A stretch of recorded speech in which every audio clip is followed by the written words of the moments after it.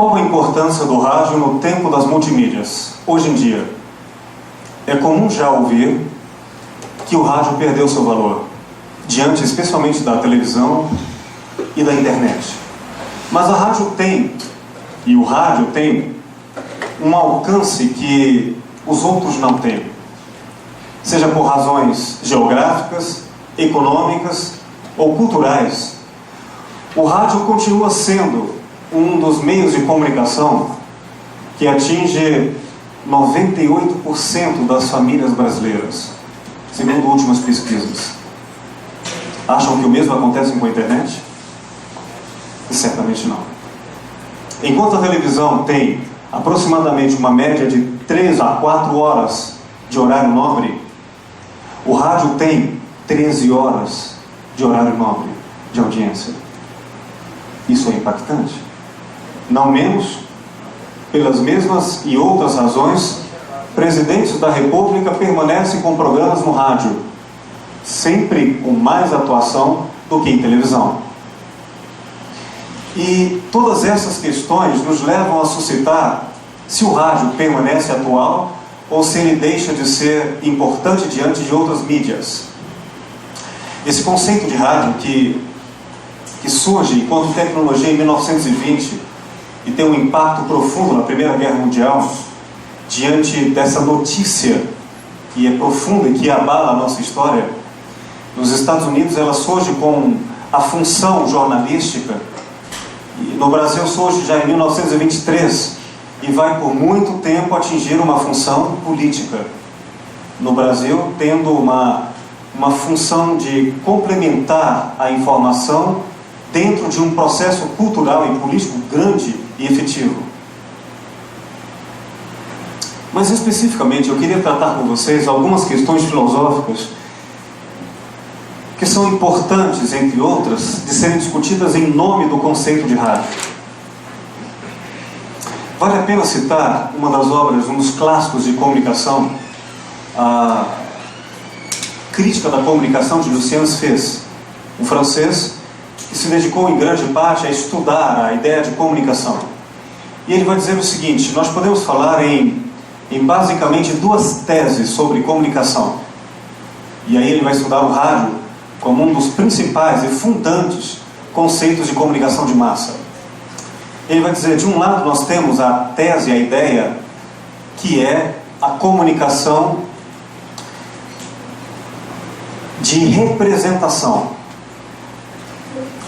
E ele vai estudar especificamente o que aconteceu na Primeira e Segunda Guerra Mundial. Objeto de estudo da Escola de Frankfurt, na Alemanha, que vai se dedicar ao tema: é possível aquele que tiver o poder de comunicação de massa dominar os povos, dominar uma nação? Hitler deixou-nos uma lição de que não vale a pena esquecer. Quem detém o meio de comunicação de massa, e se fala muito no Brasil da Rede Globo, deteria o poder sobre a mente, o comportamento, os sentimentos, a atuação do outro. Bom, se hoje podemos pensar nisso na televisão e também pela internet, em princípio o rádio cumpriu essa função, e em razão de todos os fatores que ainda cumpre, especialmente entre aqueles que não são alfabetizados, pressuposto único do rádio, que não precisa ser alfabetizado para estar em ampla divulgação, informação e entretenimento, e também em comunicação. E ciente disso, a ideia de comunicação dada pela história da Escola de Frankfurt elaborou uma tese, uma crença de que o rádio cumpria uma função. A função que Lucien Fez compara a um jogo de bilhar: ação-reação. E basicamente é feito nessa trilogia lógica. De um lado, o emissor. Depois, a informação. E, em segunda instância, que sai em terceira, o receptor. Assim, quem detém a emissão e a informação controla o receptor, porque ele é passivo. E nessa ideia de comunicação representativa, o outro, o ouvinte, cumpre a exclusiva função reativa. Ele apenas escuta obedientemente. Essa tese que nos fazia acreditar no que muitos ouviram em lavagem cerebral, em dominação pelos meios de comunicação da informação e da mente dos outros, nos fez buscar desenvolver rádios comunicativas, rádios de uma função comunitária, para tentar vencer o controle das massas. Quando se fala em política, por exemplo, pensa-se em dominar os meios de comunicação de massa. E pensando assim, a tese cumpriria a função que seria o outro como objeto, e o ator fundamentalmente, o agente, o produtor da informação. Isso pareceu ser muito verdade na Primeira e Segunda Guerras Mundiais. Mas outros trabalhos de grande relevância vale citar aqui. A segunda tese, que tem assim, grande influência de Gregory Bateson, na metáfora do organismo, o organismo vivo, complexo, sistêmico, e que não tem apenas 3 elementos: emissor, informação e receptor. Ele é feito num complexo tal que a palavra deixa de ser o objeto da comunicação, a informação, e passa a ser a comunicação. Informar significa basicamente isso: o outro é objeto. Comunicar implica um elemento comum. O que nós temos em comum? Se não tivermos em comum, eu posso tentar informar, mas não haverá comunicação. Por exemplo, se eu falar em linguagem, falar em uma língua, o francês, e o outro não entender em francês, de que vale ter a emissão e a comunicação, se o receptor não significar isso? E se eu quiser informar com conteúdos matemáticos, emotivos, que o outro não tem? Eu com certeza vou ser objetivo na fala, carregarei a informação de elementos e conteúdos, mas o receptor vai entender? Não. Por isso, ao invés de uma comunicação, de uma tese condutivista, que é mera condução até o outro, há uma tese relacional, em que o objetivo não é informar, o objetivo é comunicar, estabelecer uma relação em que nós somos comuns, temos elementos iguais, que nos permitem nos colocar em uma relação de interação. E nessa comunicação orgânica, Sfez fala em uma comunicação expressiva. A informação não é apenas um dado, ela é uma expressão. E, portanto, o meio como se coloca altera a informação. Dito isso, ao invés de haver comunicador, emissor, mensagem, informação e receptor, existe o emissor, a informação e o ressignificador. Eu posso dizer a mesma coisa e cada um vai entender de diferentes maneiras. Grandes teóricos se dedicaram a isso, e vale a pena citar com relevância autores como Pierre Bourdieu, que vai falar que para que o outro capte a informação que eu gostaria pretensiosamente que ele entendesse, ele tem que ter um material simbólico, uma cultura, uma linguagem, ele tem que ter também uma experiência subjetiva íntima. E são com esses elementos que ele vai entender à maneira dele. Só que esses elementos eu não controlo. Eu posso tentar dominar a informação, mas ele vai interpretar isso subjetivamente, culturalmente, historicamente. Esses elementos são tão vivos que ninguém pode controlá-los. Portanto, a tese de que os meios de comunicação vão dominar o mundo acabou. Ela deixa de existir.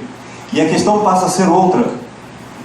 A questão passa a ser rediscutida diante do marketing, que já não é mais a arte de enganar o outro, mas a arte de entender como o outro talvez deseja ser enganado. Mas aí não há uma enganação, há um diálogo, há uma relação de cumplicidade ou de entendimento. Mas provavelmente estamos falando em comunicar, mas não mais apenas informar.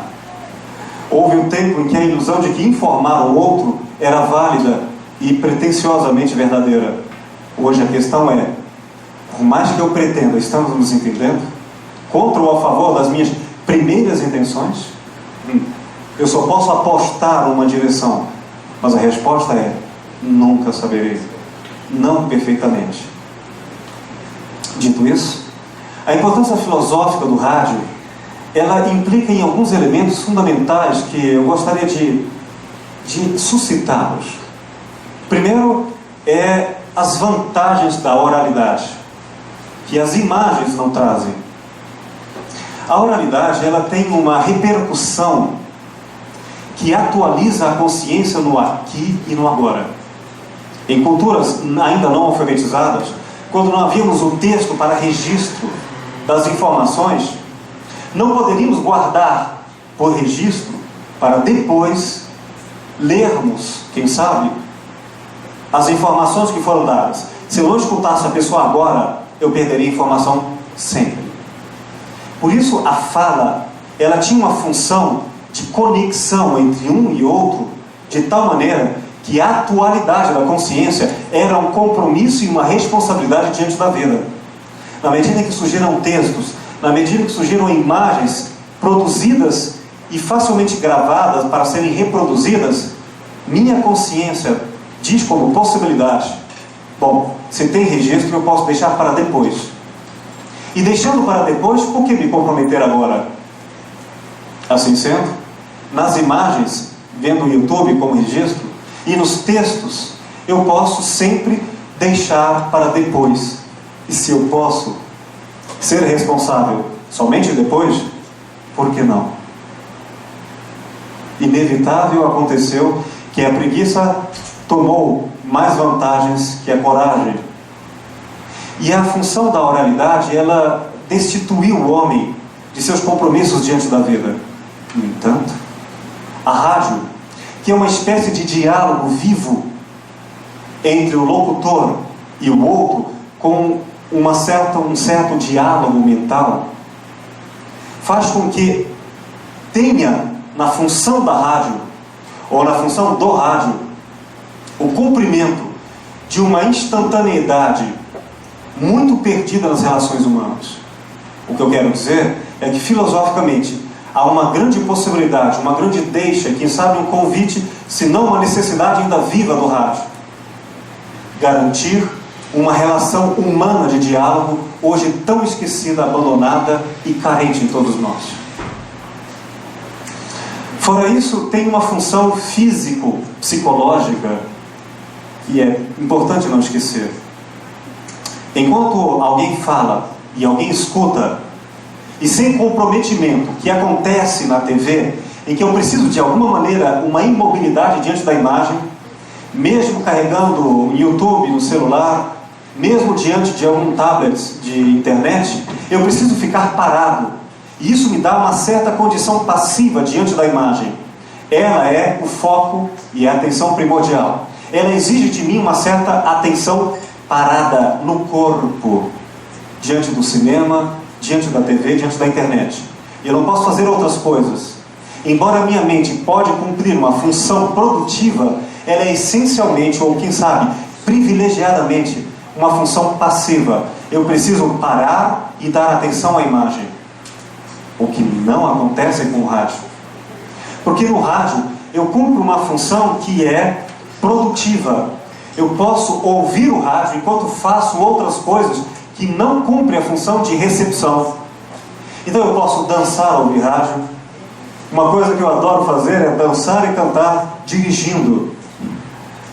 Eu posso ouvir e ser o ator, e não apenas o espectador. O rádio, então, ele cumpre uma função de atualizar o corpo diante da vivacidade das informações. A sonoridade, ela me deixa não só livre, como a possibilidade de ser ator, autônomo, diante do mundo. Não basta ainda isso? A mobilidade, o baixo custo, a instantaneidade, a sensoriedade e a penetração que o rádio alcança em todas as camadas, especialmente por não exigir a alfabetização, ela nos convida a um elemento filosófico de grande pertinência. Num mundo como o nosso, em que as imagens facilitam extraordinariamente a comunicação, quando eu não tenho as imagens para me ajudar como semiose a comunicar significados, a produzir diálogo, aquele locutor que tem a necessidade de usar exclusivamente o dom da palavra, há de usá-la com uma competência extraordinária, porque ele não tem outra coisa. E se ele conseguir comunicar, provocar interação com o outro apenas com a palavra, ele haverá de cumprir uma função como aquela da poesia. Ele terá que retirar, eliminar o supérfluo da palavra, porque no rádio você não pode se dar ao luxo de não dizer com precisão, com exatidão e com intencionalidade. O locutor, ele tem na sua fala algo mais do que informar. Ele tem a necessidade de um ritmo e de uma harmonia. A sua fala, ela cumpre uma função de relacionamento que nem sempre a imagem provoca. Isto é, quando aquele que tenta cortar a monotonia da linguagem e inaugurar com impacto profundo, através do discurso exclusivamente oral, o relacionamento com o outro, a pessoa mais importante não é o locutor, não é sequer a informação, mesmo dos meios jornalísticos, mas sim o ouvinte, a escuta, o outro. O rádio estabelece uma ética em que o outro é sobrelevado quando na televisão é objetivado. Enquanto no rádio o outro cumpre a função de sujeito, na televisão, nas imagens, o outro facilmente é relegado à função de objeto. O outro se torna na televisão a retina da mente, dos olhos, em que rapidamente o sujeito pode se tornar objeto. E no rádio, se eu fizer isso, eu perco o ouvinte. Ora, dizendo isso, as palavras não são ditas senão com a função de uma escuta. É algo interessante? Palavras que escutam. Esse é o título de um dos capítulos do meu livro, A Escuta e o Silêncio. Palavras que escutam. Não são aquelas ditas de qualquer maneira. São aquelas ditas de tal maneira que o ouvinte terá uma incrível e profunda sensação. Mas era exatamente isso que eu queria dizer. Mas foi dito pela boca de outrem. Portanto, aparentemente foi apenas informação. Porém, no fundo, foi uma prévia escuta numa relação interativa com o ouvinte, que quando eu falo, não foi para lhe informar, mas foi previamente porque eu escutei e mantive antes com ele, enquanto sociedade e cultura, uma relação de interação. E essas palavras que escutam podem se converter em palavras que silenciam. Título de outro capítulo desse mesmo livro. As palavras que calam o outro são aquelas que ele não importa. Importa o que eu tenho a dizer a ele, não se ele vai escutar. Mas o bom locutor, o bom radialista, ele fala como quem ouve. E ele trata o outro numa relação de diálogo tal, mesmo que em diálogos mentais, que ele já compreende a linguagem, o contexto, a época, as circunstâncias, o tempo, o lugar do outro. É nessa atualidade que, enquanto as palavras não cumprem a função extraordinária e maravilhosa das imagens, das visualidades, que antecipam grandes informações, aquele que fala exclusivamente com o som, este recupera uma função dialógica do discurso, que não é apenas dizer ao outro, mas ser comum com ele, comunicar com ele, um relacionamento em que nós somos importantes. E se for isso, a rádio vai cumprir a função, uma função hoje esquecida, e que talvez a sua permanência, ainda nos tempos da multimídia, estabeleça o que nunca deve ser perdido: o outro, a escuta e o ouvinte. Se assim for, quem sabe o título do último capítulo deste livro, A Escuta e o Silêncio, cumpra o seu nobre propósito daquele que ama o que fala, sobretudo e antes, por aquele que ouve. Numa relação tal que é difícil estabelecer exatamente quem fala e quem escuta, porque temos em comum um encontro. Assim, vale dizer, quando o amor fala, todos são ouvidos. Muito bem, queridos, eu agradeço a fala, agradeço a escuta e passo aos queridos colegas as suas contribuições sobre esse tema incrível. Muito obrigado. Olha, é realmente um prazer, né, participar pela segunda vez aqui do Café Filosófico. Will, obrigado pelo convite. Obrigado ao Bolshoi Pub, né, que uma casa de shows, uma casa de rock, uma casa de espetáculo, que abre o debate intelectual. Isso é uma exceção no mundo. Então, a perspectiva da direção da casa é realmente ousada, de vanguarda. Muito obrigado aí pela oportunidade. E fica muito difícil começar uma conversa depois depois da segunda leitura do poema de Cecília Meirelles. Aquilo realmente mexeu, assim, foi difícil conter a emoção, as lágrimas, porque entender a dimensão pessoal perante um fato muda tudo. Por exemplo, um disco. Quando você entende como o artista compôs aquele disco, muda tudo na sua leitura do disco. E ali foi uma prova assim, cabal do que eu já pensava, mas não era latente, eu não havia verbalizado isso. E uma coisa que eu já estava na minha mente, você, Antônio, naquela hora foi genial ao pontuar uma coisa que linda. Obrigado. E fica muito difícil também falar depois de uma exposição tão profunda quanto a sua. Assim, eu fiquei agora aqui numa sinuca de bico que não é incômoda, mas ela é complicada. Você foi muito preciso em algumas falas. A primeira, ao destruir o paradigma frankfurtiano de passividade, porque isso é simplesmente descontextualizado do que a gente entende hoje sobre comunicação.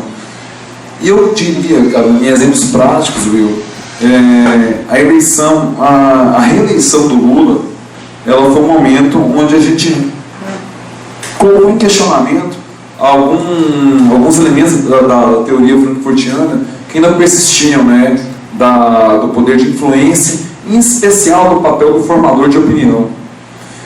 Que hoje, na verdade, a gente percebeu que ele é uma pessoa simplesmente mais ouvida, mas que o poder de influência não existe. Naquele momento, não sei se vocês se recordam da reeleição do Lula, o Lula disputava com o Alckmin, né, a eleição pós-escândalo do Mensalão. E havia uma campanha muito forte, né, de questionamento acerca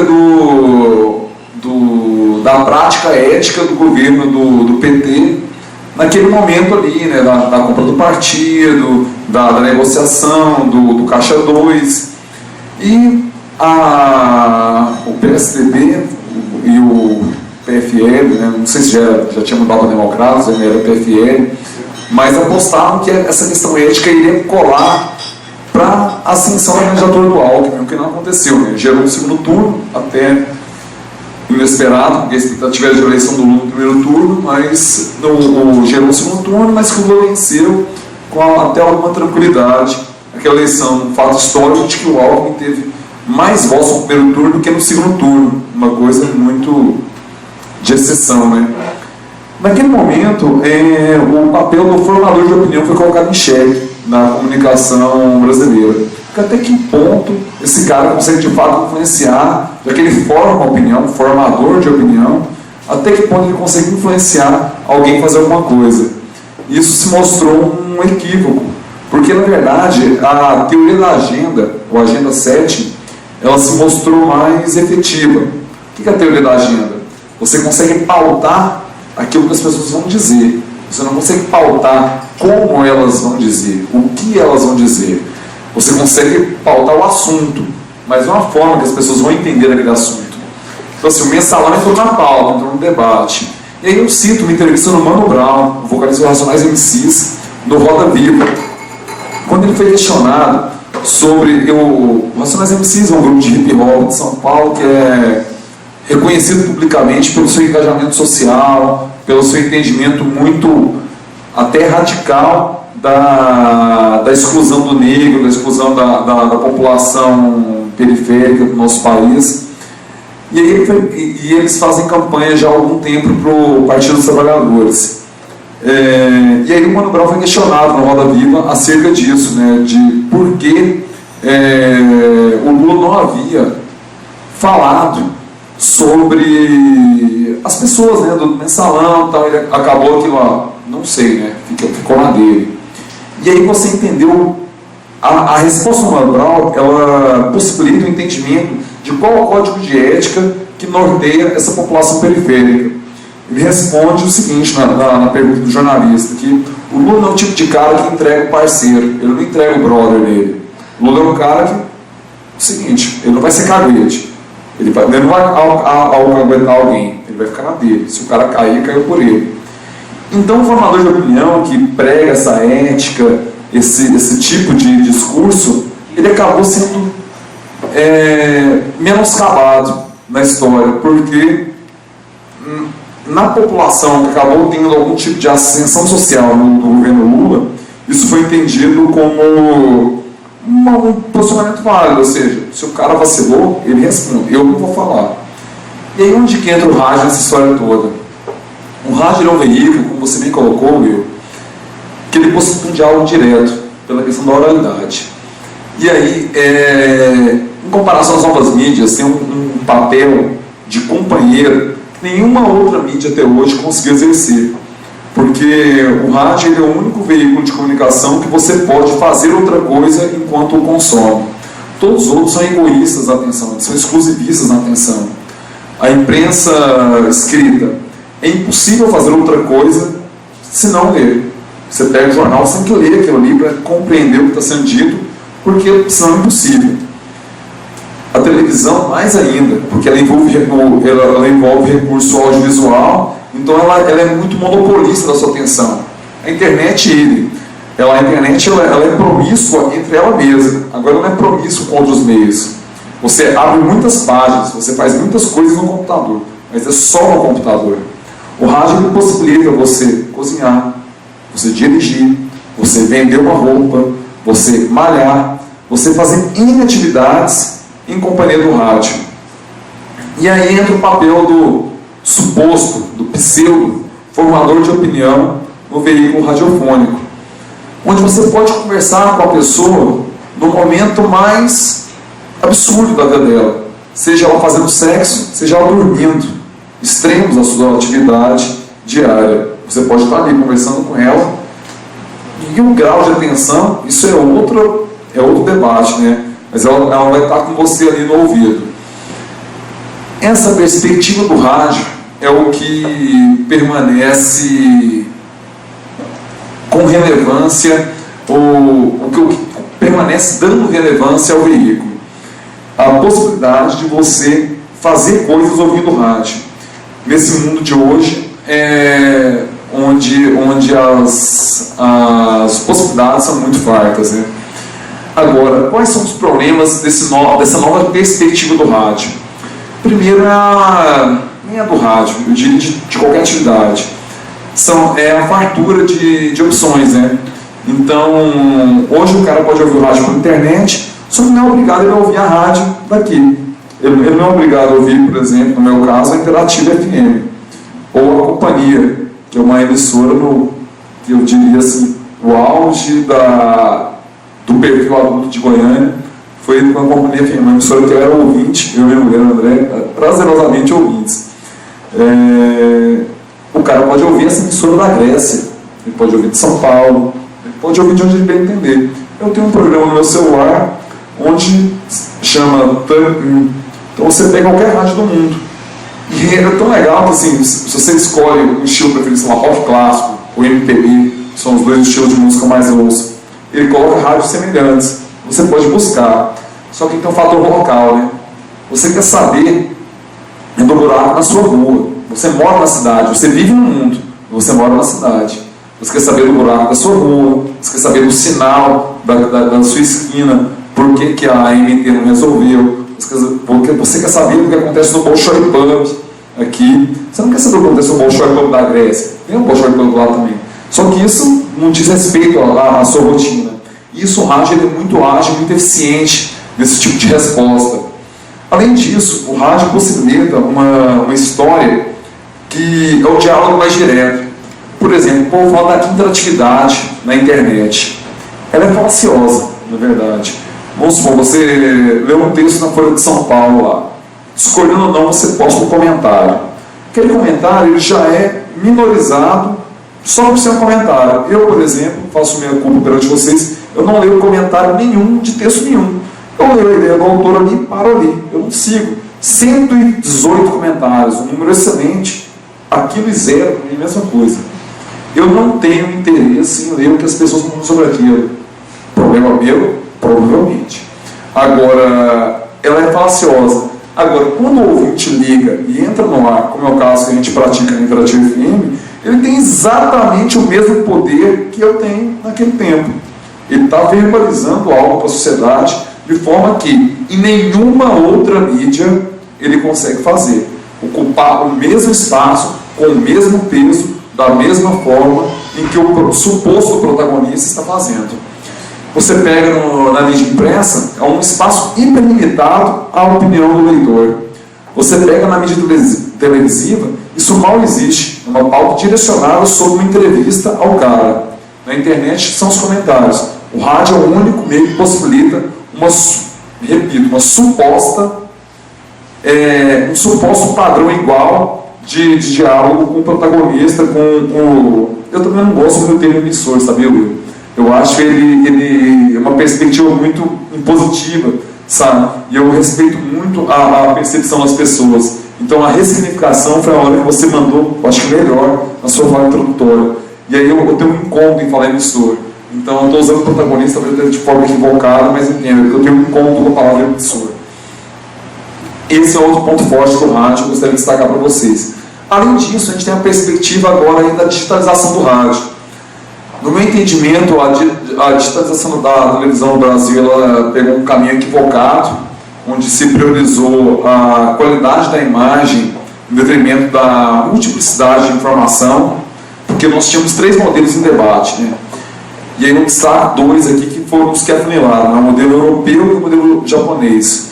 O modelo europeu ele manteria essa qualidade de imagem que nós temos hoje, mas com uma fartura maior de canais na mesma banda. São questões técnicas que eu não domino, mas eu sei que no mesmo canal teriam vários canais rolando, onde você poderia escolher, sei lá, a Globo Esporte, a Globo Jornal, a Globo Novela, a Globo Entretenimento, por exemplo, com o mesmo padrão de imagem. Hoje a gente concentrou toda essa informação que andaria em 4 canais em um só, melhorando a qualidade de áudio e de vídeo.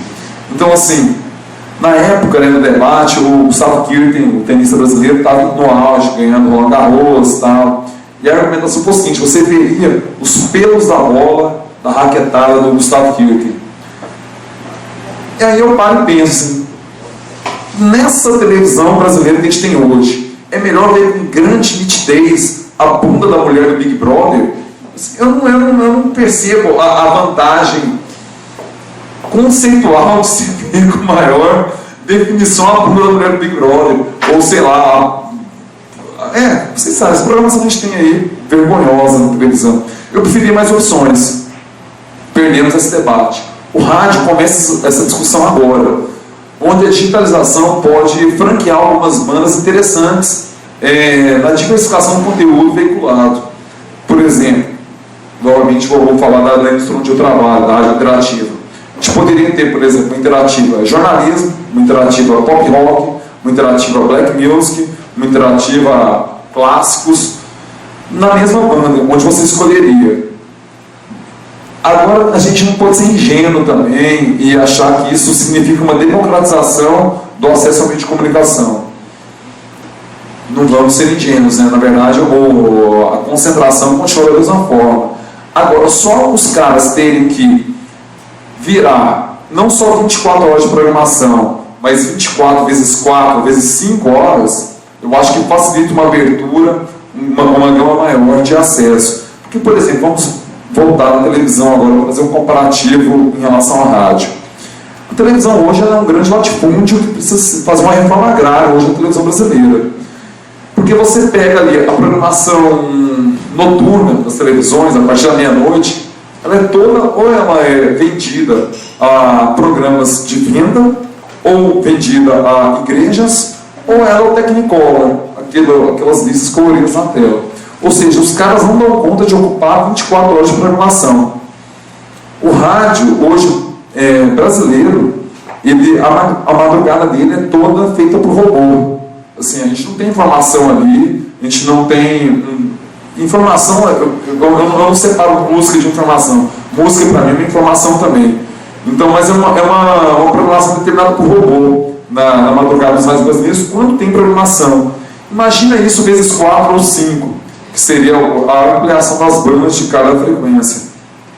Não teria perda. Então, eu acho que aí é uma possibilidade de ampliar o acesso das pessoas a esse veículo que é o rádio. Concluindo, então, eu diria que o rádio tem ainda aspectos muito sedutores e especial, eu digo isso de companhia, porque nas grandes cidades você perde cada vez mais tempo no trânsito, quando você estava na sua casa, você estava no seu ambiente de trabalho, no seu ambiente de lazer. Hoje você fica preso e naquela rotina o rádio ele é um companheiro fiel e que não concorre com outras mídias. Talvez ele concorra com o CD, com o MP3, mas de informação ele é a única possibilidade do cara no trânsito. Com os smartphones, o rádio, ele também, em especial o rádio FM, aí ele ganha um peso maior por ser a companhia do cara no ônibus, na pedalada, na caminhada. E eu acredito que essa sobreposição de tecnologias ela sempre foi falaciosa na história da humanidade. Então eu não acredito muito no discurso apocalíptico de que isso vai acabar. Porque quando você vai história, eu vejo assim, quando surgiu o telefone, o Graham Bell, olha, criou um aparelho, você conversa com o cara à distância. Aí o que os apocalípticos falaram? Acabou, as pessoas não vão mais conversar entre si. Vai ficar cada um na sua casa, conversando pelo telefone entre os outros. Não aconteceu. Aí surgiu o cinema. O cinema vai acabar com o teatro, porque onde já se viu, hoje o mesmo espetáculo pode ser produzido no mundo todo, vai matar o teatro, não matou. O rádio iria matar o cinema, não matou. A televisão iria matar o rádio, não matou. A internet iria matar a TV, não matou. Eu acho que todas as tecnologias, todos os avanços convivem entre si. Então esse discurso apocalíptico do fim do rádio, ele é só mais um discurso apocalíptico, ele não tem o menor fundamento histórico. Na verdade, se fosse para algo morrer, o livro teria morrido já há muito tempo, e não morreu, a gente continua lendo da mesma forma, e não vai morrer. Então eu agradeço o convite, estou aberto, muito obrigado a esse projeto Café Filosófico, que é realmente uma exceção intelectual na rotina da cidade. Sou muito grato de participar pela segunda vez. Muito obrigado, valeu. Agora eu vou falar de alguma coisa que eu amo profundamente e convivo com ela há muito tempo. Eu estou com 54 anos e tive o meu primeiro contato com uma emissora de rádio apresentando um programa aos 15. Portanto, já passou mais de 30 anos, né? Durante esse período, eu estive, por exemplo, na Rádio Globo do Rio de Janeiro, onde eu fui comunicador, a maior emissora do Atlântico. Uma emissora que era, assim, tudo que um radialista podia desejar no que diz respeito a estar num ambiente onde se podia praticar comunicação, que atingisse um número maior de pessoas, né? Foi uma experiência fantástica. Quando ele disse agora há pouco que essa coisa apocalíptica de dizer que o rádio vai acabar e tal, eu estou achando graça porque talvez eu seja uma dessas pessoas, né? Mas quando eu digo que o rádio vai acabar, eu digo da seguinte forma: o rádio vai acabar porque o rádio vai acabar. O que eu quero dizer com isso? Se eu colocar aqui 2 caixas e oferecer para vocês: olha, quem gostaria de pegar, pode levar. 2 embrulhos. E se você pegasse um desses embrulhos e chegasse em casa e ele estivesse vazio, qual seria o sentimento? É por isso que o rádio vai acabar. O veículo vai continuar existindo, mas o rádio vai acabar. Ele vai acabar exatamente porque o rádio há muito tempo deixou de colocar algo dentro deste embrulho. Eu acompanhei como profissional, já trabalhando, a passagem do AM para o FM. Tudo que se fala, eu estava achando interessante a colocação do Will, e muito interessante a colocação dele, porque principalmente o Will falou de um veículo que é maravilhoso. Realmente o rádio é um veículo maravilhoso, e tudo que ele disse em relação às possibilidades, né, de interação, do que você, enquanto comunicador, essa coisa de você criar na cabeça de quem está te ouvindo, a ideia de que, enfim, tudo que ele disse foi maravilhoso, e realmente é verdade. Agora, isso não é mais realidade, e já faz tempo. Então eu vou contar algumas histórias para posicioná-lo sobre isso e porquê desse pensamento. Quando, em 1976, 7, mais ou menos, o FM passou a ser um veículo onde se começou a veicular música popular, porque até então a frequência modulada era utilizada apenas para instrumentais, né? Funcionava como assim, olha, vai tocando música aí para que essa música seja escutada em ambientes, enfim, hospitais, clínicas, escritórios. Então era isso, o FM era isso. Aí de repente importaram dos Estados Unidos um modelo que já existia lá. Quem trouxe esse modelo para cá foi o Carlos Townsend, na Rádio Cidade do Rio de Janeiro, por volta de 76, 77. Esse modelo incluía na frequência modulada a comunicação e a música popular. Aí o que aconteceu? O AM, que era um rádio onde as pessoas colocavam coisas dentro do pacote, começou a perder força. Começou a perder força porque o principal produto do FM era a música e não a comunicação. E as pessoas estavam ávidas para ouvir música com qualidade de CD pelo rádio. Era uma novidade aquilo. E aí, os diretores artísticos, os diretores que pensavam, as pessoas que tinham talento e que pensavam as programações do ponto de vista da comunicação, foram perdendo força. E quem ganhou força foram os programadores de música e os diretores comerciais. Porque o FM passou a viver praticamente da música.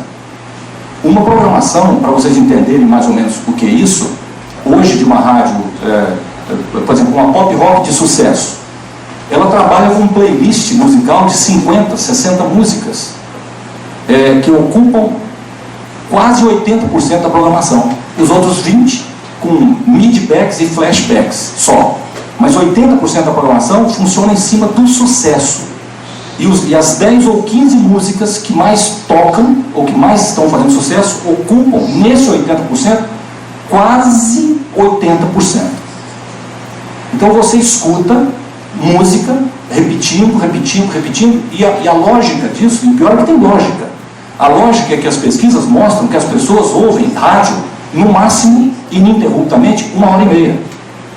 E aí justifica você tocar 15 músicas ou 20 músicas de 1h30 e depois repetir, porque parte-se do princípio que quem não estava ouvindo agora está e vai ouvir então a música que é sucesso tocando ali naquela rádio. Ok, muito bom. Portanto, a partir do momento que o FM assumiu essa postura e o AM começou a perder audiência, perder espaço para o FM, que surgiu atingindo aproximadamente algo em torno de 70% do universo total de ouvintes. Para vocês entenderem, nós temos 100% que representa a cidade inteira, toda a população. Naquela época, o FM atingia 70% desse universo. Apareciam nas pesquisas 70% de rádio ligado. Quando o Will disse 98% das pessoas ouvem rádio, ele quis dizer o seguinte: 98% dos domicílios têm rádio, aparelho.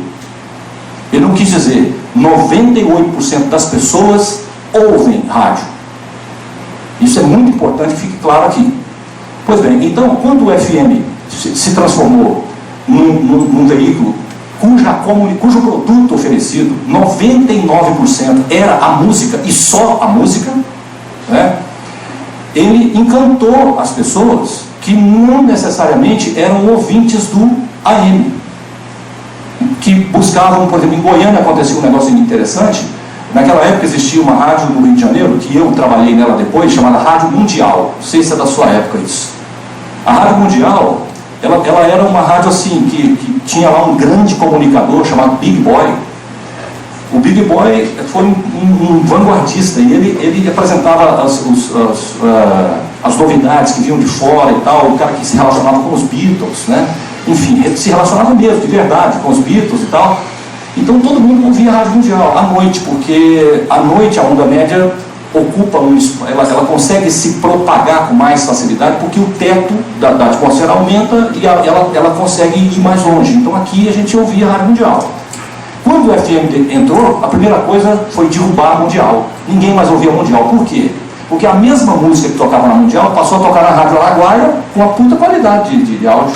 Estéreo.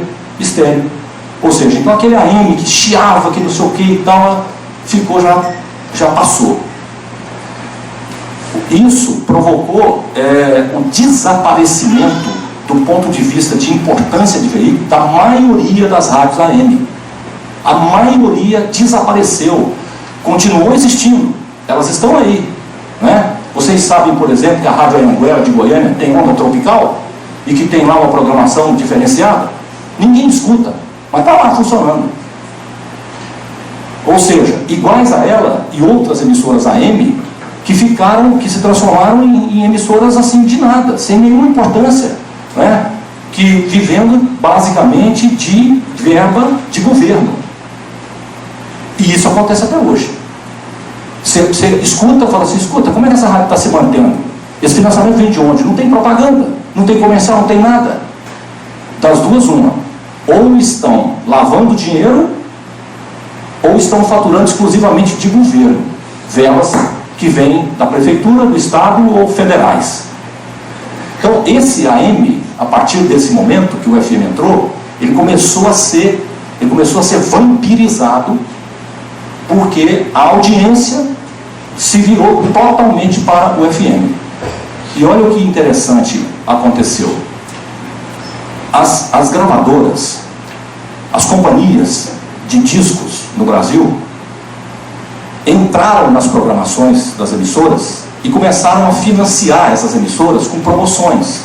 Alguém chama isso de jabá, né? O cara que paga para trocar e tal.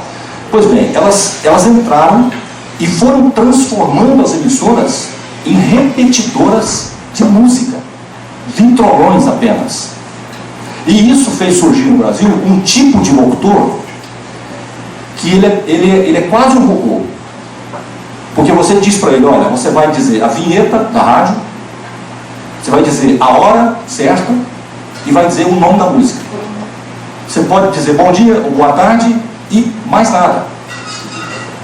Aí chegou-se um tempo em que não era necessário mais dizer isso para esse locutor, porque ele não tinha mais nada para dizer. Hoje é assim. Os locutores não têm nada para dizer. Nada. Eu posso poxa, o Léo está exagerando. Não estou exagerando.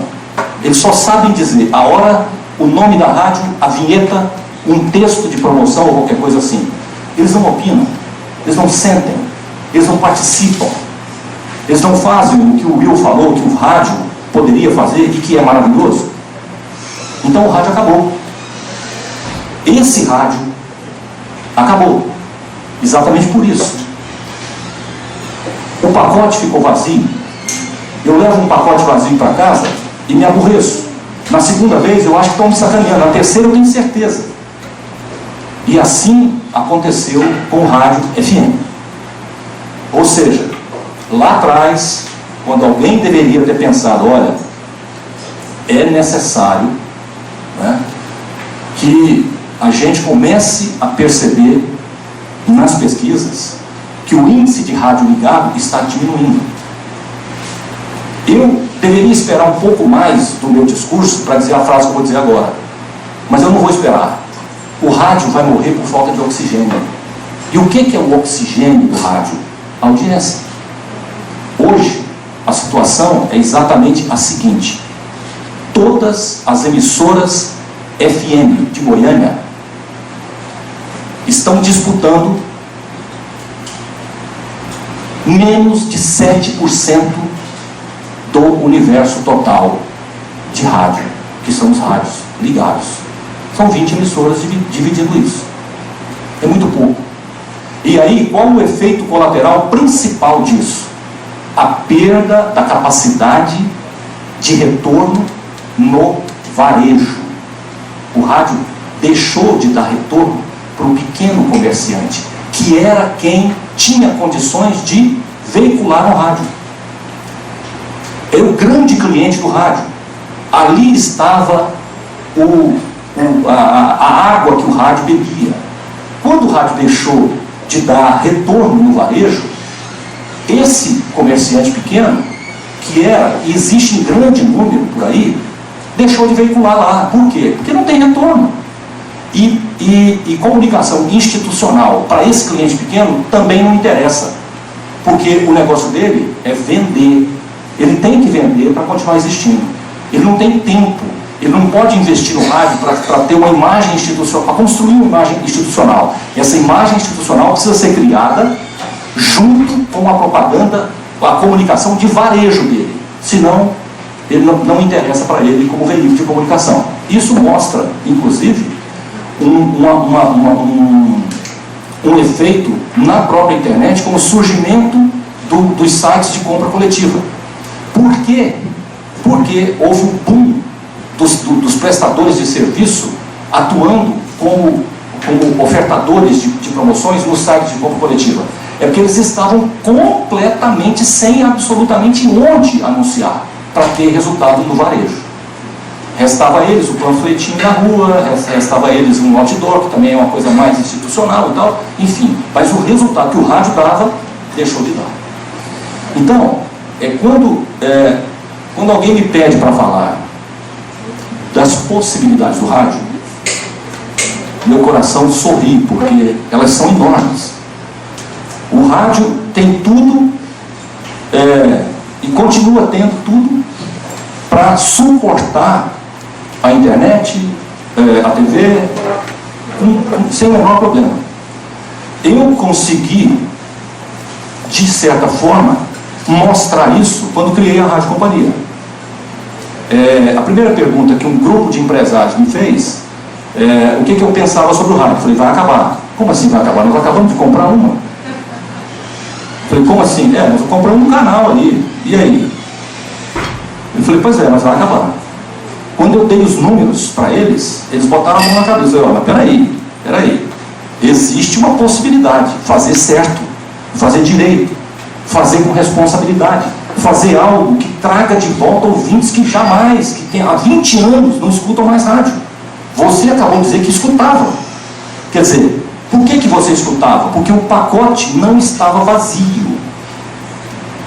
Eu fui chamado de doido quando propus um programa de debate de temas extremamente complexos lá na Rádio Companhia, num programa no Debate Companhia que eu ancorava, que tinha 2 horas de duração todos os dias. Ou seja, era possível, foi muito bom, a rádio arrebentou a boca do balão, estava prontinha para conseguir o efeito real que eu buscava, que era a multiplicação, não essa coisa do formador de opinião. O que forma opinião é conteúdo e não pessoas. Portanto, a companhia estava chegando lá, né? Só que, infelizmente, surgiu na visão dos donos, dos empresários, um grande negócio, uma coisa assim, vamos vender por 4 vezes o que você usou para montar tudo, tal, porque é um lucro, e vamos embora, vamos vender a rádio. Ok, venderam, tudo bem. Só que depois eles perceberam que a rádio tinha muito mais influência do que eles imaginavam. Aí entra o que o Will falou. Não é só a audiência que aparece lá, como rádio ligado, que define o poder ou o poder de influência daquela emissora. É o conteúdo, é a qualidade. Então, o rádio não vai acabar se a gente tomar as providências que são necessárias há mais de 20 anos. A primeira vez que eu olhei uma pesquisa, eu estava colaborando com a rádio, com a montagem da Rádio Araguaia. A primeira vez que eu olhei uma pesquisa e percebi que nos últimos 6 meses o universo total de ouvintes havia caído, isso em 1977. Eu chamei a atenção deles para isso. Falei, olha, nós temos que fazer alguma coisa para evitar isso. Eu estou tentando isso até hoje. Pensem vocês aqui agora. Vocês já viram alguma campanha do veículo rádio? Como um todo?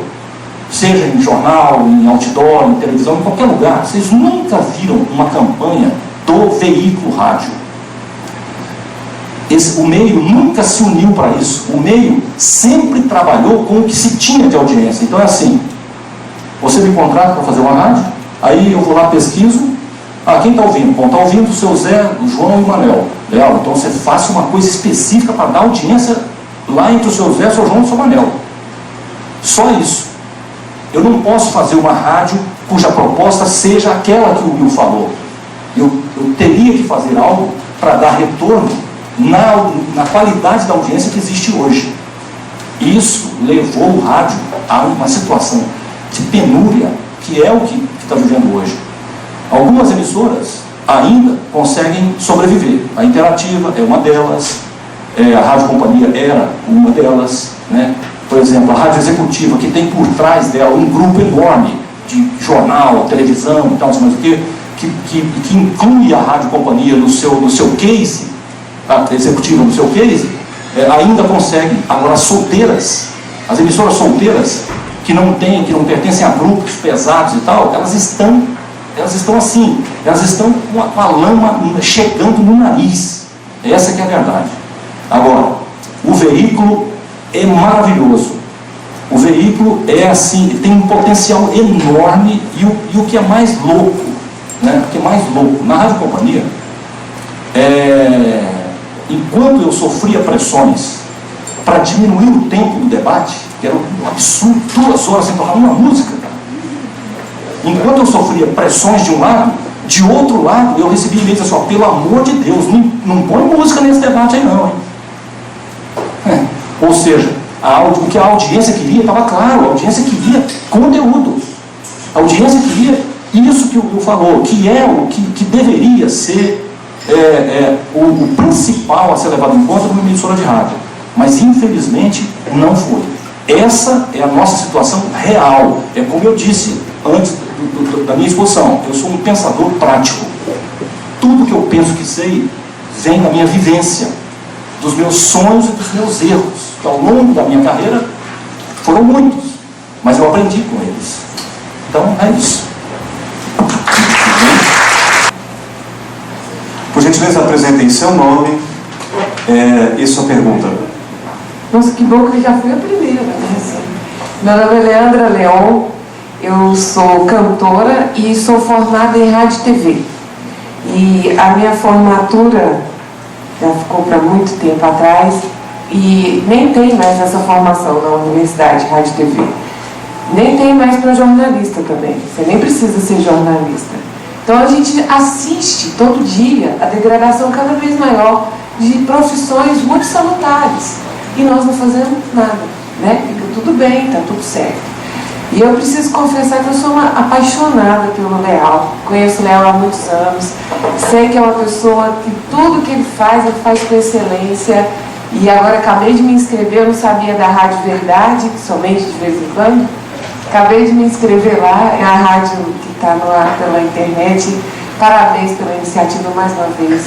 Tudo que o Leal fala, eu sempre gosto de prestar muita atenção, porque ele sempre fala com muito coração, com muita verdade. Então, sou fã do Leal demais e vim muito aqui para te ouvir também, viu, Léo? E como eu sou cantora de um gênero muito marginalizado pelos intelectuais. Eu sou cantora de música sertaneja. E, não obstante os motivos que me levaram a me tornar uma cantora sertaneja, eu tive outras escolhas, mas eu quis fazer isso porque era um negócio da minha família e tal. E aí também, nesse sentido, eu assisti o desmoronamento de uma música caipira para sertaneja, para outros ramos que eu nem sei mais quais.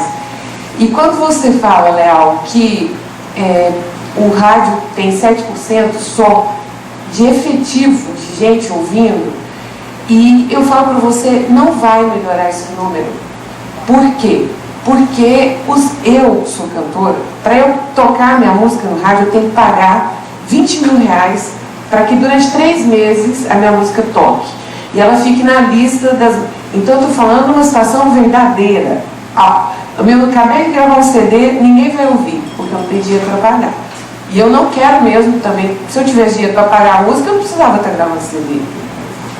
Então, o que está acontecendo é uma promiscuidade completa do rádio. O rádio que seria, hoje eu só ouço a CBN, só. A única coisa que eu consigo ouvir é o rádio, no rádio é a CBN. De vez em quando eu ouço a RBC, de vez em quando eu ouço a Executiva, porque eu sou aficionada por rádio. A minha formação é essa e eu gosto muito de rádio. Eu gosto de ouvir notícia no rádio, porque enquanto eu estou dirigindo, enquanto eu estou passando roupa, enquanto eu estou qualquer atividade, o rádio é um bom companheiro. Então eu adoro o rádio. Mas como é que a gente vai continuar podendo ouvir um negócio que é bancado por pessoas que são donos, aliás, antigamente eram os donos de grandes gravadoras. Hoje em dia são os empresários dos artistas. Os empresários simplesmente dominam toda a programação. Daqui até em São Paulo, eles vão comprando os horários. Vão comprando e vão enfiando aquelas pessoas na sua cabeça. E você não tem o que fazer. Se você gosta de rádio, você ouve aquilo. E se você não tem o dinheiro, então você não toca. Entende? Então o que nós estamos assistindo é isso.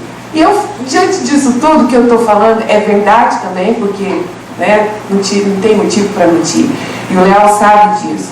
Diante disso tudo, Léo, dá para acreditar que ainda vai existir um revival mesmo do rádio? Ou o rádio vai migrar para, por exemplo, o que você fez, colocar na internet, e quem quiser se dirige até lá? Sabe que, eu esqueci o nome do jornalista, ele falou coisas maravilhosas e realmente faz sentido. Pablo, realmente tudo que você falou é pura verdade, né? O formador de opinião, ele é um dado a mais, mas ele não faz aquilo mudar de fato a cabeça. Então, e o rádio nem tem mais, a não ser realmente na FM, na CBN Notícias, a não ser ir nas AMs, em espaços muito localizados, né? Então, assim, o que seria uma coisa para a nossa sociedade de altíssimo valor, de debate e de expansão de conhecimento, acabou agora nas mãos de gente que paga para usar. A gente pode, querida. Leandra. Só isso. A gente ainda pode ter alguma esperança? Mais uma pessoa aqui.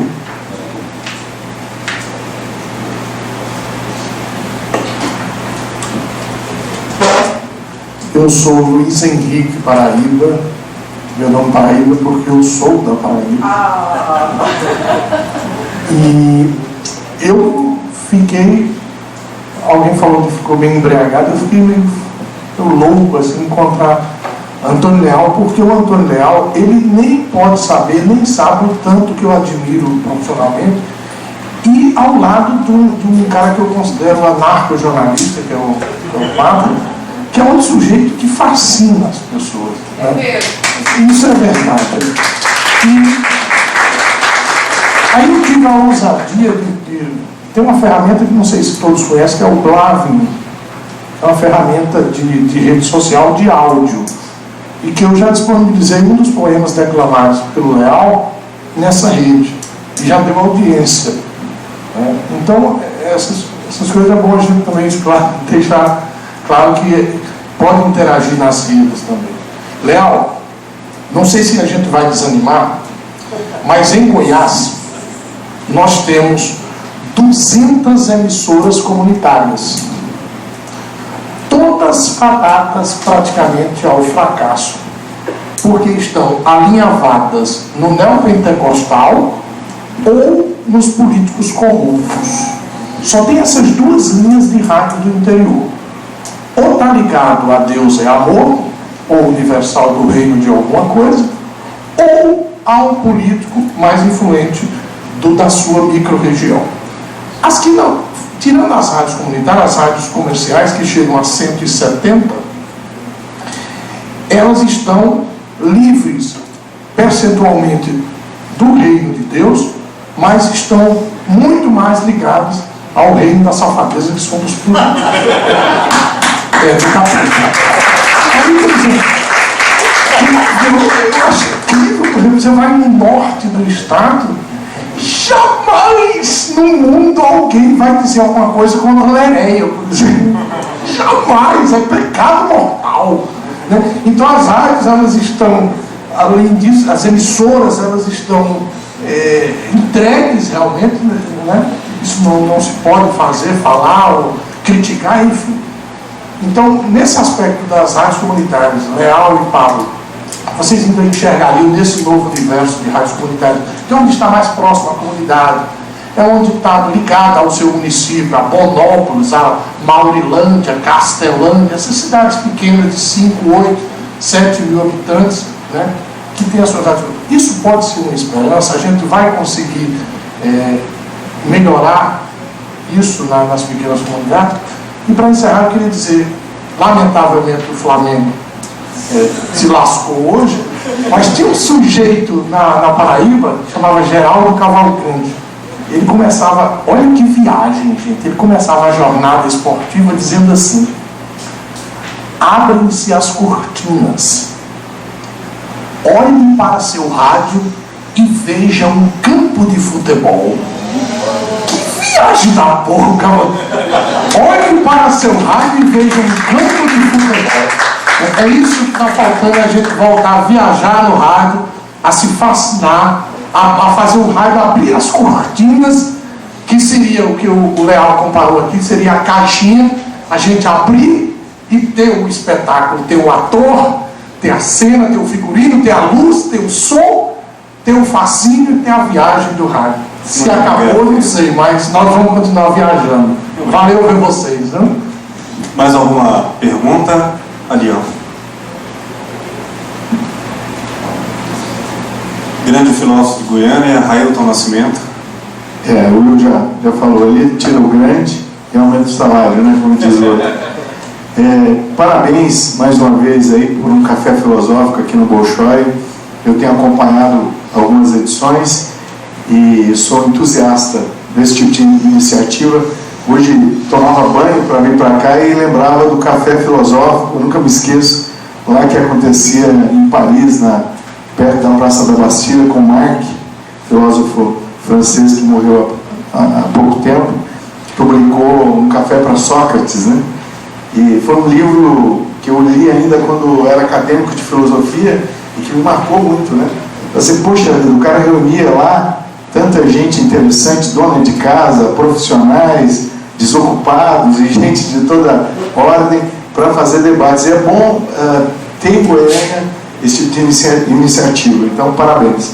Eu quero só retomar um pouco algumas coisas e fazer uma questão simples. Se a gente pegar lá desde a escrita, passando por Gutenberg, com a criação da imprensa, que foi uma revolução, imagina os copistas demorando meses e anos para fazer a cópia de um livro manualmente. Então foi uma revolução a imprensa durante o Renascimento. Depois, já no final do século XIX, telégrafo, e depois entrando no século XX, rádio, TV, telefone, essas coisas todas que realmente significaram uma revolução para a época, né? Cada evento desse foi uma revolução. E agora a internet, que eu penso que é uma revolução, está em franco processo. Nós não temos ainda a noção do que será isso. Nós estamos vivendo esse momento. Nós estamos passando um período muito curto de tempo por uma transição do analógico para o digital, e todo mundo um pouco refletindo isso. A escola é uma velha analógica e o mundo é digital, o aluno é digital, o professor é um quadrado, que não por culpa própria, mas até por falta de recurso financeiro, de se atualizar. O aluno está com tablet, de repente o professor nem sabe o que é isso, e-book, o que é isso, né? E o aluno já sabe essas coisas. Claro, tem um recorte social nisso que a gente não pode esquecer, mas enfim, nós não estamos caminhando para algo que não dá para definir bem, mas que vai ser a integração de tudo isso, ou seja, rádio, TV, blogs, enfim, tudo integrado num aparelhinho só, que tende a ficar cada vez mais barato por causa desse bendito sistema capitalista que a gente tem aqui. Eu estava aqui agora no Facebook, no Twitter, meu amigo aqui é aquilo que no primeiro encontro de blogueiros progressistas que eu participei em São Paulo, os chamados multimídias, né? São os caras que estão ali ao vivo e a cores e captam a imagem e mandam para a rede imediatamente. Então você é um multimídia. Para onde nós estamos caminhando? Discutir só o rádio não fica algo que nos leva a ignorar essa revolução que nós estamos passando. Nós estamos indo para uma coisa muito maior, que vai integrar tudo. Eu não sei se boa ou ruim, isso não me cabe avaliar, mas estamos indo para alguma coisa muito maior, uma revolução que nós estamos vivendo.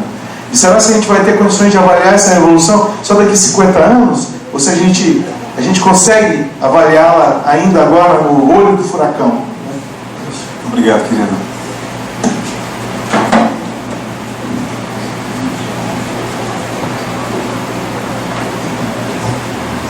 Mais alguma observação, alguma pergunta? Ok. Já que eu tô, A minha é prioridade. já que eu estou segurando o microfone, só um minutinho.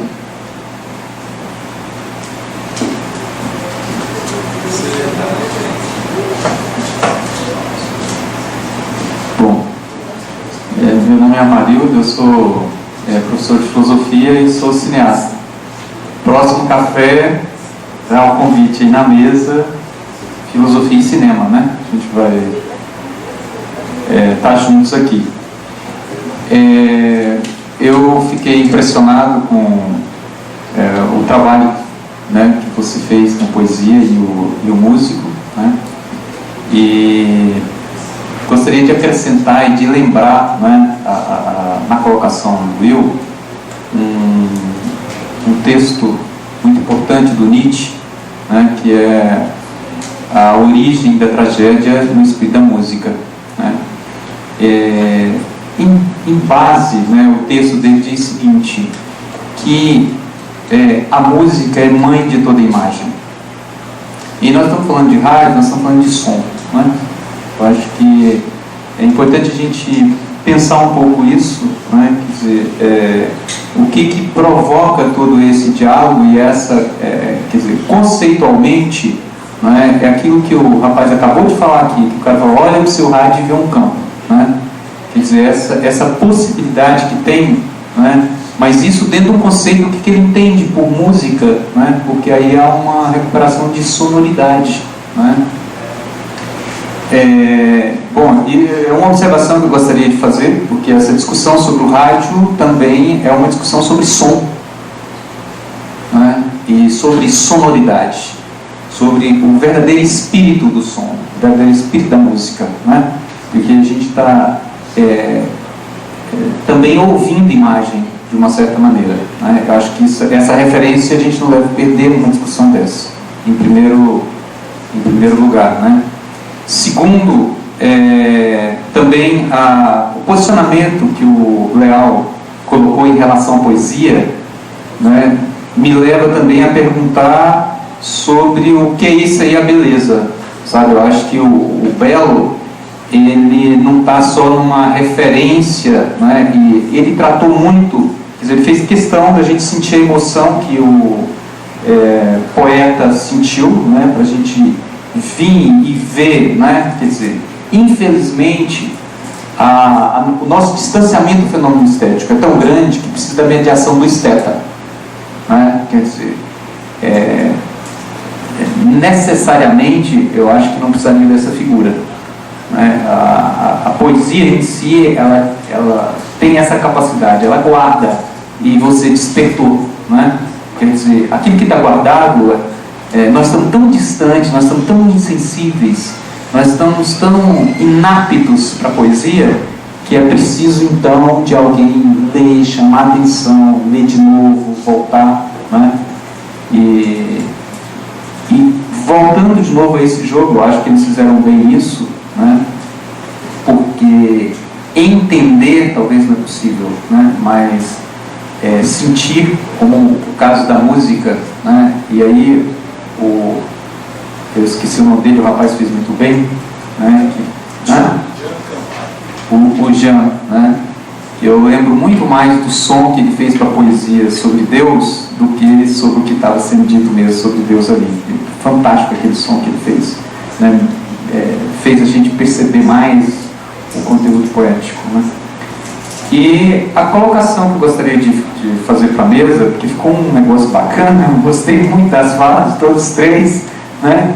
Porque a princípio pareceu que a teoria de Frankfurt, né, está ultrapassada. Ficou parecendo que vocês dois queriam dizer um pouco isso, né?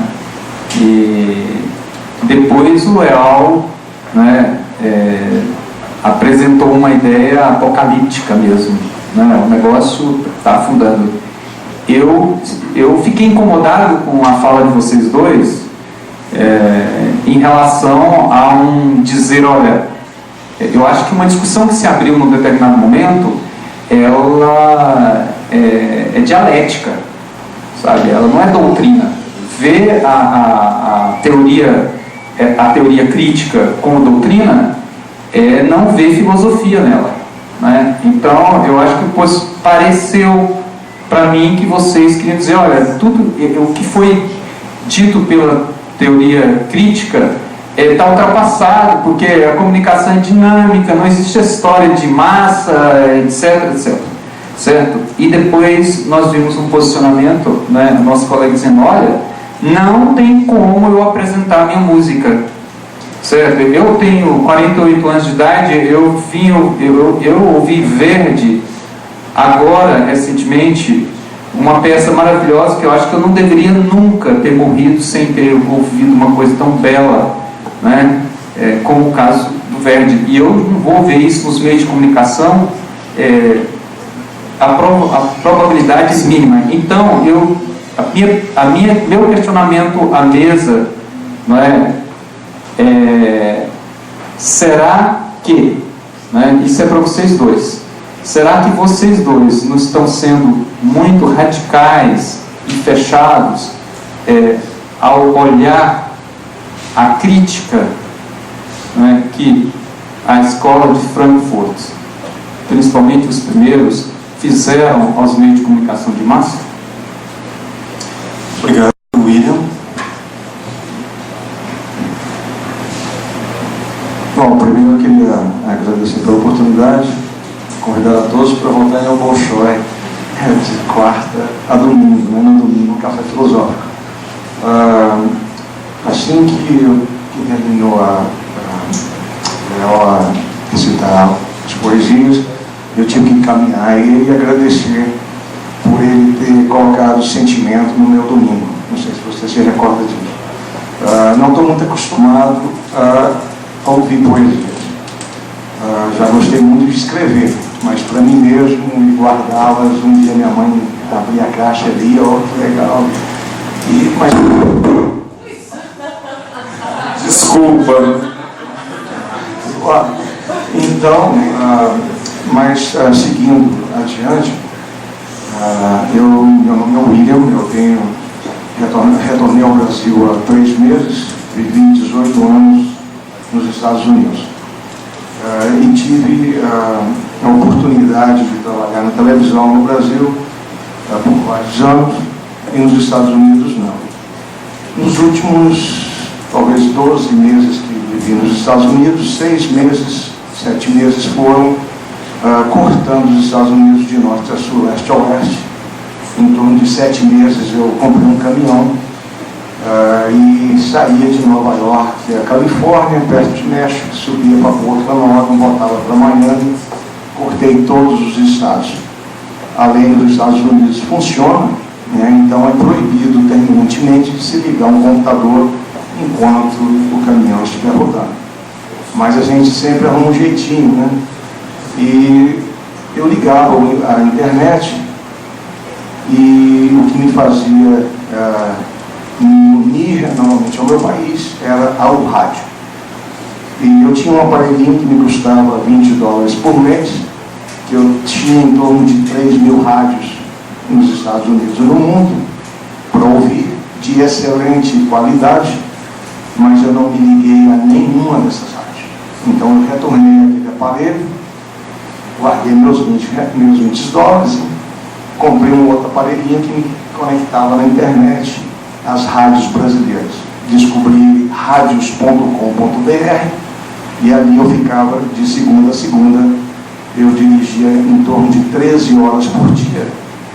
Então eu escutei muitas rádios. Uma coisa muito impressionante é que aqui em Goiás, eu sou goiano, realmente tem quem não escuta as rádios de religião, está escutando rádio de política ou futebol. Eu sou apaixonado por futebol, sou flamenguista, vilanovense, né? Eu não tenho nada contra. Mas né, falta isso aqui. Falta o gostoso no caminhão era poder ligar uma rádio no Acre. Eu nunca escutei um sotaque acriano e lá eu escutava. Eu depois mudava para outro estado e ficava ouvindo as belezas da língua portuguesa, né, e me desfrutando tanto da conversa, do diálogo e tudo mais. Aos poucos isso está acabando, né? Mas eu não quero acreditar que vai acabar. A sua questão, querido? Não é nenhuma pergunta. Eu queria só deixar na mesa que vocês soubessem que existem. Eu acho que aqui tem pessoal suficiente. Quem não veio, perdeu, né? Eu acho que o debate foi excelente. Que nós não acreditamos, eu não quero acreditar, pela minha experiência nesses últimos 12 meses nos Estados Unidos, de que o rádio vai acabar. As suas poesias foram maravilhosas, a sua voz toca no coração, o meu brother que está ali no meio fala a minha língua do dia a dia, né, por trás dos bastidores do Bolshoi, onde a gente encontra músicos famosíssimos que estão ali, a gente conversa a língua do brother, né, que tira o estresse do dia a dia. E o Will, né, o filósofo que tive o prazer de almoçar e conhecer o Will, não permitam que entre no seu coração que a rádio pode acabar, porque nós precisamos disso tudo que vocês estejam fazendo por trás dos bastidores. Muito obrigado por tudo. Tá bom? Obrigado. Boa noite, meu nome é Yuri. Vou procurar ser bem sucinto, porque ouvi várias opiniões aqui muito interessantes. Primeiro, vou ter que identificar, eu sou filho de um artista plástico em Goiânia chamado Jorginho Marques, que eu acho que o Paulo deve conhecer bem, né?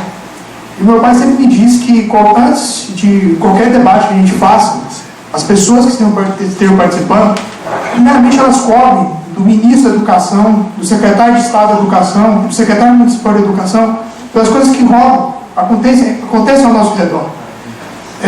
Eu participei, a minha vida foi feita através do rádio, desde os 7 anos de idade. Eu acompanhei boa parte da trajetória da FM em Goiânia e eu tive orgulho de participar de um momento histórico aqui em Goiânia, e foi quando, acho que a gente deve lembrar, em 95, quando os Beatles lançaram Free as a Bird, aconteceu uma coisa histórica em Goiânia.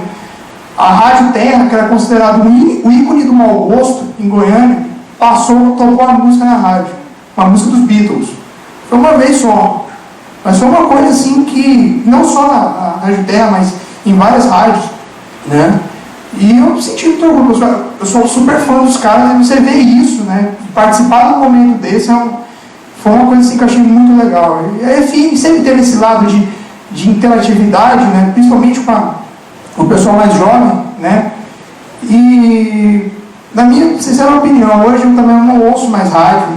Eu acho que eu concordo plenamente com o Antônio Leal.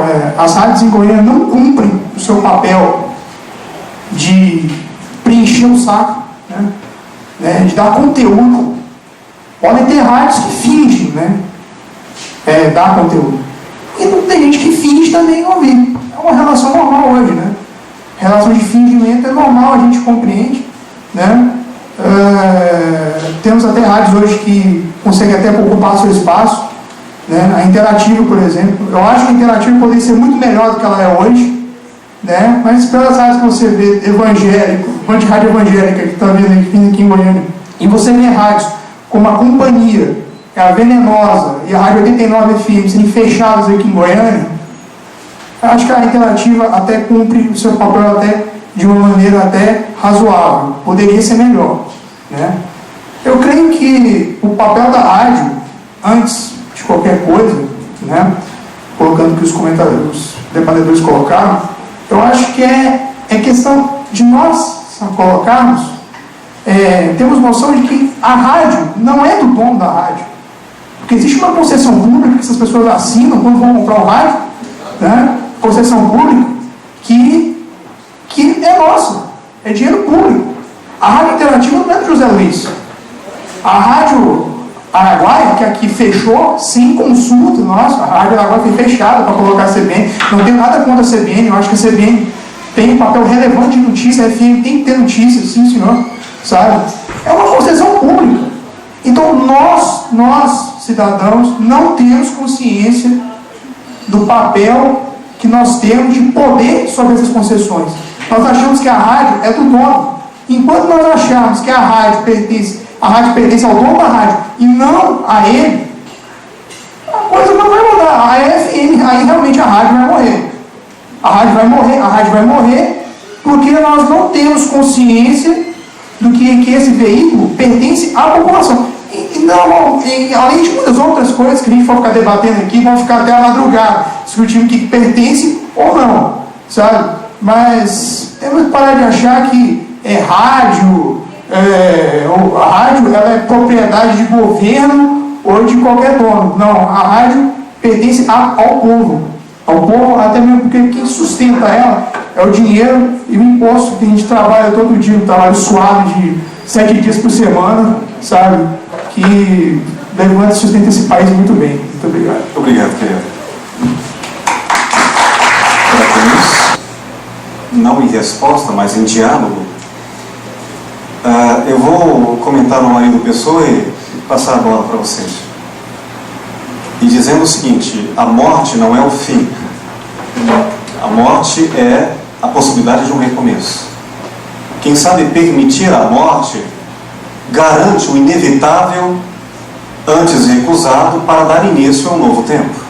Recusar a morte é permanecer demasiadamente velho para além das necessidades que desejam ser renovadas. Muitas vezes, portanto, a crise é necessária e a morte bem-vinda para que a juventude recupere forças perdidas com o tempo. Nesse sentido, a ideia Marildo, você colocou perfeitamente, eu concordo com você, se pareceu diferente disso, eu retifico. A ideia basilar da escola de Frankfurt é o pensamento marxista. E por pensamento marxista, a história produz o conhecimento e não o inverso. E toda a ideia, nesse sentido, faz do grande sujeito, não o indivíduo, mas uma coletividade, se organizando muito mais pelo diálogo do que pelo falante. E nesse sentido também, a crítica que a escola de Frankfurt faz, como qualquer crítica, valendo-se da dialética, ela só se vale pela metacrítica. Uma crítica feita a ela mesma. E é nesse sentido que ela se garante, que ela se destrói e ela se renasce. E assim, penso eu, o início da escola de Frankfurt, que foi profundamente genial, mas limitado, como tudo, para não ser Deus infinito, é limitado. Foi refeito por neo-frankfurtianos, reconsiderando os limites limítrofes dos seus primeiros discursos, para reapresentá-los de uma maneira muito mais aberta, crítica e dialógica.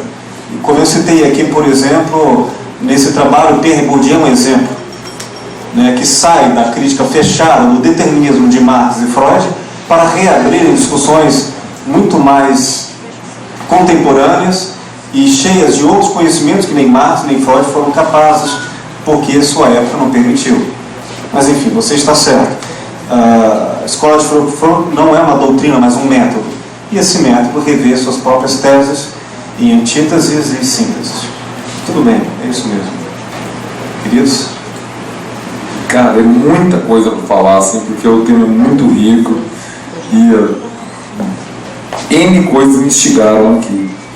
A começar, assim, pela fala do Leal, né? Que a gente ficou, em alguns momentos, de forma oposta, e eu reitero o que eu disse, assim, eu acho que o rádio não morre, porque percentualmente tudo diminuiu no mundo. A gente estava conversando aqui no intervalo, rolou aquele lindo jazz aqui, que se hoje 7% da população de Goiânia ouve rádio, todas as rádios, isso é muito legal, porque tudo pulverizou no mundo. Tem que pensar no mundo, assim, no mundo de 72, o cara tinha 3 opções de mídia, hoje o cara tem 90. Então, assim, 7% é muito significativo. Não dá para comparar aquele mundo de 70 com o mundo de 2011, porque hoje as opções são muito mais fartas e pulverizou. Então, assim, uma pequena fatia é uma muita fatia, na verdade. A pizza ficou muito mais colorida no Excel, porque cada um tem um arco, sabe? Então, assim, a internet, um site onde com 1000 views dia é um baita de um site para Goiás. 1000 views, 1000. Provavelmente um quarteirão de Torguento com muito brejo tem menos população do que 1000 views. E 1000 views é significativo na internet. Então, assim, hoje o mundo pulverizou. Não existe mais a audiência absoluta que o capítulo final da novela na Rede Globo tinha nos anos 70. Não existe. Quando a novela na Globo atinge 30% da audiência, existe fogos no Projac, assim, pá, 30%. E eles atingiam 70% em 70%. Atingiam 95% em 72%. Então, assim, mudou o mundo. É outro mundo. Aí, dialogar com isso é enxugar gelo, assim, é um debate estéril. Leandra, né? Você discutiu a questão da música popular. Eu entendo o seu drama de artista, porque eu também toco, eu sou artista. Agora, eu quando comecei a trabalhar com mídia, eu convivi com a galera do Rádio TV no UFG, eu fiz jornalismo e todo mundo é brother lá na Rádio Universitária e tal. Eu vi que o lado empresário, assim, ainda mais aqui em Goiás, no estado periférico como nós, assim, a gente é meio sobreposto a uma lógica cruel do capital que nos oprime de uma forma muito agressiva, que a gente não tem muita opção, assim, você como artista vive o drama de ter que pagar, o empresário vive o drama de ter que negociar com o governo, e o governo vive o drama de ter que impor aquele dilema para uma galera. Então, assim, eu não sei, eu não sei, comparando com o quadrinho do Batman, não sei quem é o Coringa, quem é o inimigo, sabe? Quem que você tem que matar naquela história? Não sei, assim, sendo muito sincero com você. Sobre a rádio comunitária, Paraíba, existe um equívoco gigante sobre o conceito comunitário. Porque aí, quando o paradigma é falho, cara, não dá para avançar. O que é uma rádio comunitária? Em tese, seria algo para atingir aquelas pessoas naquele raio. Agora, o cara, na verdade, ele usa um benefício, sabe, fiscal de não pagar determinados tributos para ideologizar causas, sejam elas religiosas ou políticas, para determinado fim, cara. Aí, assim, a rádio comunitária hoje virou, assim, uma excrescência no meio de comunicação. Ela favorece uma perspectiva muito equivocada de comunicação, cara, a rádio comunitária hoje. Em tese, ela é perfeita. Como tudo no Brasil, né? O bafômetro, tudo, assim, é uma série de equívocos que os países convivem, uma tranquilidade que incomoda, sabe? Agora, a rádio comunitária, do jeito que funciona hoje, ela é um equívoco, do começo ao fim. Embora o princípio seja muito, muito bonito e essencial, eu diria até. E a Marilda, assim, eu vou pular a fala do William, que na verdade tinha mais de experiência, né, e tal, e a fala do Ailton também. Agora, Marilda, eu preciso discordar de você, cara. Para mim, o Frankfurt está hiper ultrapassado, na verdade. Sabe? Muito ultrapassado. Eu acho que a perspectiva frankfurtiana, ela foi igual Marx, assim, foi perfeito para leitura de cenário. Assim, pá, fotografia linda, cara. Photoshop bonito, o azul ficou lindo, tal, assim, mas naquele momento, Marx entendeu que o capital poderia se redimensionar e se reconstruir perante novas crises. Frankfurt não entendeu que o meio de comunicação poderia se ressignificar perante novas evoluções. Por exemplo, quando o Adorno faz a crítica ao jazz, que é uma pulverização, é uma desmistificação da música real, Adorno cometeu um equívoco gigante, no meu entender. Porque assim, hoje o jazz é música legal, hoje o jazz é música, pô, o cara que é intelectual, pô, eu ouço jazz, cara, eu sou hypado. E naquela época era trem do povo, era trem paia. Então assim, Adorno entendeu isso. Adorno não entendeu a forma como porque o Adorno era muito ligado ao Marx, ele não entendeu o que a coisa significa. E Adorno, no meu entender, claro, não estou querendo isso, Adorno foi muito equivocado na hora que fez aquela crítica ao jazz, e eu acho que a leitura de Frankfurt da primeira geração foi muito equivocada. Eu acho que Frankfurt se reencontra só com Habermas, na verdade. Primeira geração, isso mesmo. Falei um monte de polêmica, né? Pô. Eu acho isso ótimo. Eu acho que a polêmica é oxigênio no sangue, né? Vida. Bom, começando pela minha amiga Leandra. Leandra, é o seguinte, você não precisa se preocupar em pagar 20 mil reais para ninguém tocar sua música, porque em Goiânia não tem nenhuma rádio capaz de te dar o retorno que você precisa. Essa seria uma mídia que eu, como especialista na área de publicidade, por exemplo, diria para você que esse é um negócio que eu jamais aconselharia você a fazer. Você pode fazer, por exemplo, com os mesmos 20 mil reais, você pode gravar 20 mil CDs e distribuir gratuitamente, que o seu retorno vai ser infinitamente maior. O que eu quero dizer com isso? O rádio já teve essa capacidade. Hoje, os empresários estão comprando espaço nas emissoras de rádio FM para divulgar seus artistas por um outro motivo. Porque as emissoras estão se associando a eles na produção dos shows, porque elas não conseguem mais faturar com mídias. Entendeu? É isso que está acontecendo. Então, não se preocupe, viu? Guarde os seus 20 mil reais, teste primeiro a internet, disponibilize a sua música nas redes sociais, que você vai obter o resultado. E outra coisa, é muito importante o artista perceber que o sonho do sucesso, né, não é que seja impossível, mas ele precisa ser possível. E muita gente investe nas próprias carreiras de forma equivocada exatamente por isso, porque ele busca o sonho impossível. A música, e você sabe perfeitamente bem disso, ela tem a sua própria capacidade de inclusão. Mas como essa capacidade não é tão grande, como eu falei sobre a poesia, ela precisa de uma estratégia de comunicação e marketing para incluir, para aparecer para as pessoas. Hoje é muito melhor você fazer CD e dar de graça ou usar a internet.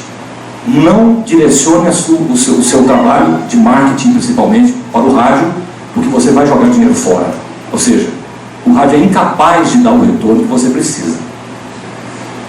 Em relação à rádio comunitária, é o seguinte, como eu busco o meu conhecimento na vivência, eu posso afirmar para você que é um erro colocar um filósofo para falar no rádio sem a presença de um comunicador.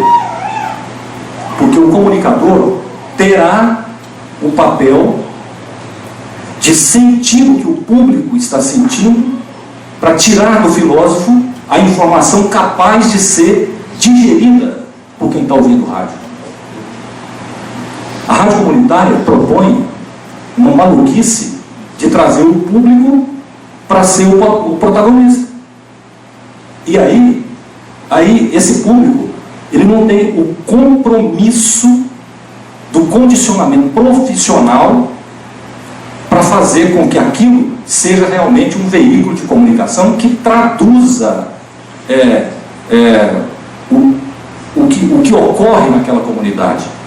Então, a rádio comunitária seria muito eficiente se a associação, porque a lei diz isso, a associação que conseguiu aquele canal, não é? Criasse uma equipe profissional e que essa equipe, então, fizesse a inclusão dos diversos segmentos da sociedade para, naquele veículo, fazer essa sociedade se retroalimentar de coisas boas e não de coisa nenhuma, que é o que acontece quando você coloca essa comunicação ou esse conteúdo lá de forma irresponsável. Então as emissoras comunitárias vão acabar se elas continuarem sem essa conduta que é necessária. É simples assim, né? Não tem absolutamente nada mais complicado nesse raciocínio.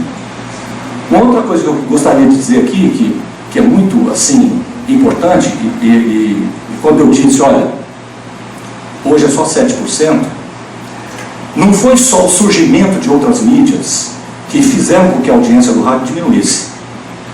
Eu digo isso porque eu participei desse tempo. Eu não li isso apenas num livro ou numa pesquisa. Eu estava lá. E eu vi Goiânia, por exemplo, com apenas 2 emissoras de FM, apenas 2, durante quase 10 anos, perder público, perder audiência, sem que houvesse nenhuma outra mídia nova surgindo. Ela perdia audiência por falta de conteúdo. É simples assim. É claro que o surgimento de outras mídias, como ele disse, influenciou nisso. É óbvio isso. O CD influenciou o DVD, o MP3, o MP4, a internet, enfim, tudo isso influenciou para que houvesse uma diminuição também da audiência do rádio. Porém, se o rádio tivesse criado raízes nas pessoas, eu garanto a vocês que essa audiência não teria diminuído tanto. Ao oferecer apenas a música, é fácil da gente fazer esse exercício. Você ouve uma determinada rádio que só toca música durante X anos. Um belo dia você descobre que você não precisa esperar pela música que você quer ouvir, nem precisa se aborrecer com uma música que toca que você não gosta. Existe um tal de MP3 que surgiu aí, que você coloca no seu computador, no seu não sei aonde e tal, e escuta só as músicas que você quer, o tempo que você quer. Portanto, a música não era o conteúdo, é só o conteúdo que o rádio tinha o direito de apresentar às pessoas, até porque a própria estrutura da concessão pública já pedia outras coisas. A concessão pública pedia que o rádio prestasse serviço, que o rádio interagisse com a comunidade, que o rádio levasse cultura, etc, etc, etc, etc. Mas por uma questão de economia, ofereceu-se apenas a música. Então, em rápidas palavras, se você escutasse uma emissora que mexesse com você, que te desse voz, que discutisse com você, e etc, etc, etc, etc, essa emissora teria criado em você raízes capazes de suportar o mau tempo do surgimento de outras mídias. E aí, ele seria hoje um veículo como é nos Estados Unidos. Lá o rádio ainda é muito mais forte do que no Brasil, porque lá criou-se raízes, não só com a música. Estou falando de uma experiência prática, eu vivi isso, né? Outra coisa que eu acho assim essencial, que a gente precisa levar em consideração daqui para frente, não confundir conteúdo com comunicação, né? É um erro quando você oferece um determinado conteúdo e de forma errada. Ou seja, você perde tempo, você joga fora conteúdo porque ele não consegue ser recebido pelas pessoas que estão vendo, ouvindo ou lendo. Portanto, é necessário, né, repensar de uma vez por todas quem deve cuidar dessa parte. Porque quem produz conteúdo nem sempre tem competência para embalar esse conteúdo. E esse é um problema grave. Você pega nas emissoras de rádio, né, o cara é diretor de programação. Ele não tem talento para embalar esse conteúdo, mas ele é a voz autocrática lá, ele é a ditadura, entendeu? Que oferece aquele conteúdo de forma equivocada.